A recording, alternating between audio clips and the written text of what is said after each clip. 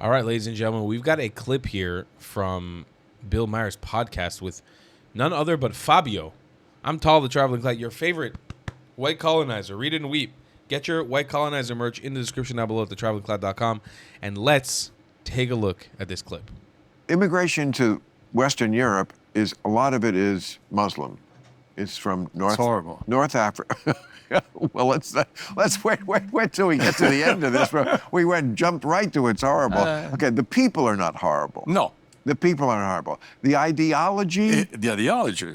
And it's very different, and some of them are very open about talking about a Europe in the future that is the civilization they came from. That's what I find cheeky. You're leaving this civilization, which is very different than Western Europe.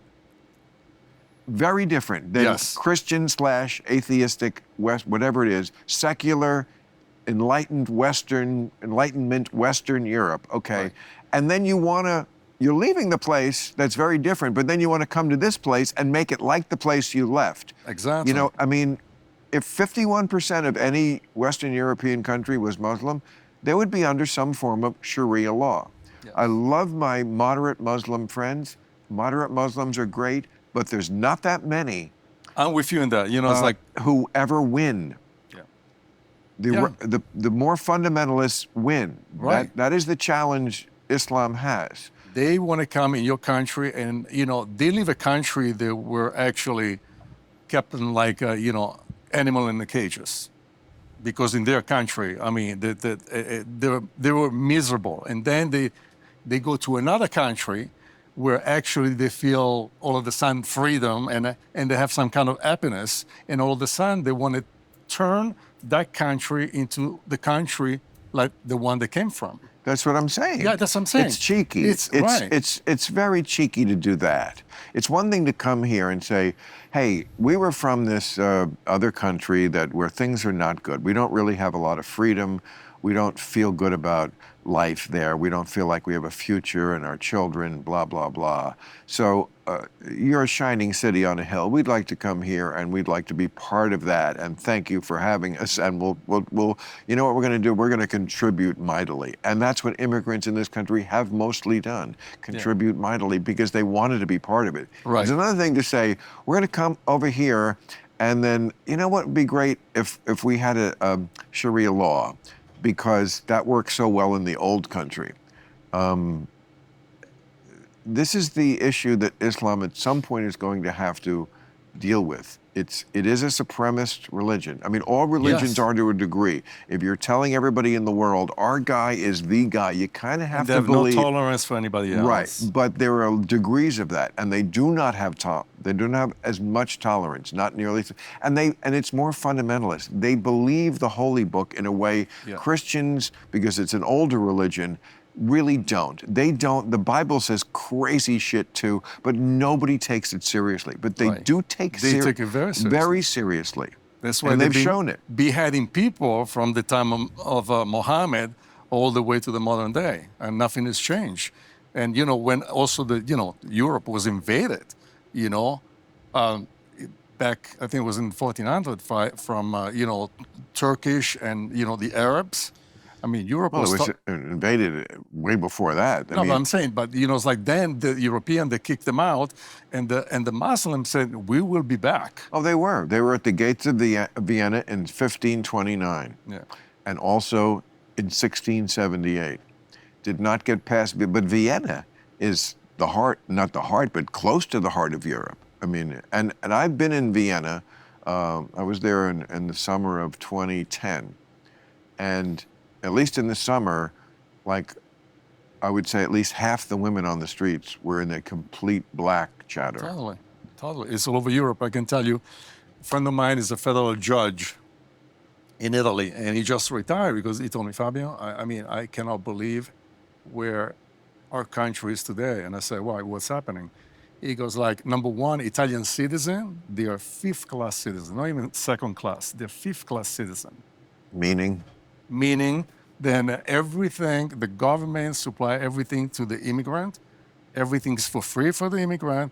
The pension plan is pretty much gun. You have old people, 89 years old, they go and collect their pension plan. The government says, go home because we have no money. But in the meantime, they give free phone, free everything, free I mean, this home. this is a similar complaint we hear in America. But but this has been going for many, many, many years in Europe, and they're to the point where, like my friend who's a federal judge in Italy said, I can't take this anymore, and I'm going to retire. I mean, our police don't want anything to do. In the middle of major city, you will have 40, 50 people from Arab country, from Africa. This is a major, during the day, major square. They get around 40, 50 guys, they get 5 or 6 women, and they rape them right there on the street. The police can be 10, 15 feet away, and the police don't want anything to do, because if they get into confrontation, then, if they beat up these people, they're gonna be racist, and so on. And my friend told me it got to a point where law do not apply to these people. Yep. All the immigrant, they don't. They can do whatever they want. Their jail system is full, so these people, even if they commit crime, they get arrested, they get released the next day. So they commit more crime, they get arrested, they get released the next day. I mean, it's like that constantly every day. You turn the TV on, it's constantly, a lot of gypsy now, they're living in Italy. The women, the gypsy women, they go on buses and metro. They put they stack a pillow under their, coat. And then they go and start doing, wallet and purse and, stealing money. What's the pillow for? They pretend to be pregnant. Okay. Because in Italy, there is a law, and a cop cannot touch a pregnant woman. So they put some TV show, put some camera on the metro, and they caught on video all these women, pregnant women, gypsy, stealing money left and right. So they call the police. So the police wait at the stop. When the metro stopped, they went in and to talk to these women and try to arrest these women. And these women, they're hitting the cops, they're spitting on the cops, they're calling the cops' name, and the cops, there's nothing they can do, because these women pretend, even if they pretend to be pregnant women, because they're not, the cops, there's nothing they can do. And these people, they get away with murder every day. I think sometimes people in this country don't understand that crazy woke shit also happens in other countries. I feel like you could do a whole show about crazy woke shit in other countries. Because, trust me, Italy, France, England, England, Germany. I mean, it's like. I remember reading one about, it was England, and the kids, the ones who are so afraid of everything and need a trigger warning for everything that's going to upset them, they were someplace wouldn't allow clapping anymore for a show because the noise, the kids with the ASMR, where they have to have soothing voices because everything causes anxiety, clapping. So like but what about the performer, and they're just jazz hands, just do this if you liked it. I mean, and you think, this has got to be an Onion story. This can't be real. I tell you, you should do, I can put you in contact, you can do some stuff in Italy. Stuff happening in Italy is unbelievable. I mean, one of the cases, 3 people from Africa, they broke into a house. They put an older man and the wife, they tied him up in the chair. They beat him up for hours because they were looking for cash and jewelry. The people, they didn't have no cash and jewelry in the house. So they beat him up because they thought these people had cash and jewelry in the house. So then they start looking from room to room to room in the house if these people have cash and jewelry. And, this couple, they had a Doberman. And the Doberman was in one of the rooms. So when the 3 guys opened the door, the Doberman came out and beat him all 3, right? They ran to the police. And the police went, and you know what they did? They find still, the bloody couple still tied up down to the chair. You know what they did? They arrested the dog. Well, that's the moral I take from that story. Dobermans are racist. This is like, this is like, But again, it's not, we're not objecting to this because they're Africans. We love Africans. We're objecting it because they're robbers. exactly. And of course, if you let too many people in the country with no plan for how they are going to live, of course, some of them are going to turn to crime. They want to eat. They have to, and they want to survive. And, and of course, look, for eons in this country, that has been a way you advanced. Scarface came over on the Mariel boat lift in 1980 from Cuba. And how did he get ahead? Say hello to my little friend. Yeah. You know, and the mafia. You know, I mean, that's how you get ahead when you're an immigrant in this country, and you feel like it's your almost your entitlement because the country is treating you so badly. It's like, you know what, then fuck you. I'll get into crime and I'll beat you at your own game, and they often did.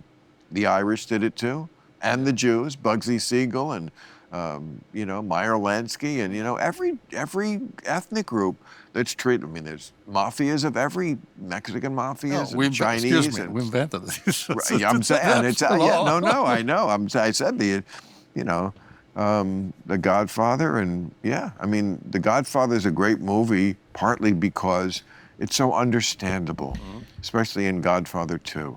You know, I mean, I come on here on camera and I talk to you guys weekly about what's going on in Europe.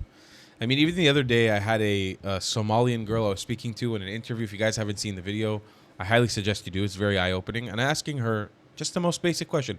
Hijabi Somalian, hey, do you think that Europe or the UK should be Muslim?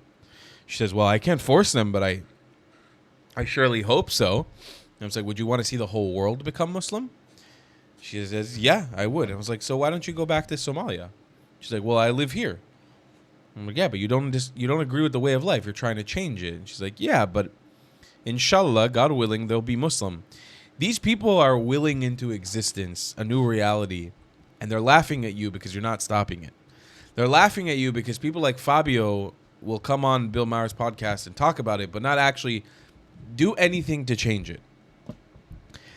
I'm going to probably do a reaction to this soon. I was in a comment section today in the morning on Instagram of a video of what Manchester looks like, or Leicester. I can't remember what it was. And it was just like a bunch of Pakistanis and Bangladeshis, basically like an open street market on the street. And it was very, very dirty. And there were these vans that are popular in developing countries just making the most obnoxious sounds ever. I've experienced them when I lived in Sri Lanka, like these minibuses to take people from different places. And the comment section was all justifying it. All. Every comment in the comment section was like, this is why you shouldn't have colonized. This is payback for colonization. They said they ruined our countries. Now it's time to ruin theirs. I mean, they're actively talking and laughing about the fact that you're allowing it to happen. If you as a white person tried to move to Bangladesh now and buy land, good fucking luck. If you as a random British person or Australian or whatever tried to move to a country that was once a colony and want to buy land, good fucking luck. Good luck. You can't do the colonization that your ancestors once did. But why in the world would you allow them to colonize you? Yeah, maybe parts of your ancestors did some really fucked up shit in different places around the world. But why in the world would you allow somebody to come back into your country and ruin it? Where is the logic? Why allow and turn a blind eye to rape gangs? Why? Where's the logic? How does it benefit you and your society? Ladies and gentlemen, I am your favorite white colonizer. Get the merch in the description below, and I will see you guys in the next one.